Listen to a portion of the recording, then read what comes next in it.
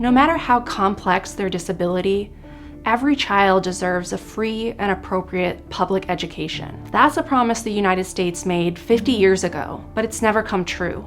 Every day, children across the country are being cheated out of an education, forced to spend months at home isolated, simply because there aren't enough resources or placements for them. The problem lies in decades of underfunding.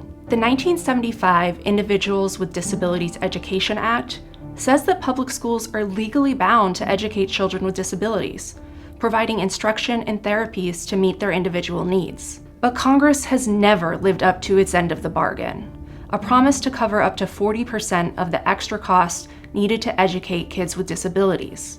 Today, the US government contributes a mere 10% of the cost. To fix the problem, Congress would need to allocate $31 billion more in special education funding every year. My reporting led me to Dante, a 12-year-old with severe autism. In the fall of 2023, his school district said it could no longer meet his needs, leaving him isolated at home. Dante's mom tried to fill in as a teacher, but his spelling and counting skills regressed. Emotionally, he became increasingly withdrawn, and his outbursts became more frequent. Everything changed, though, when a specialized school offered him a spot after 17 months of waiting. Slowly, Dante's past joyous self returned.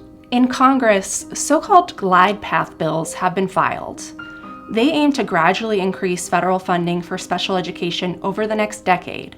Supporters hope these measures will finally fulfill the promise made to families like Dante's.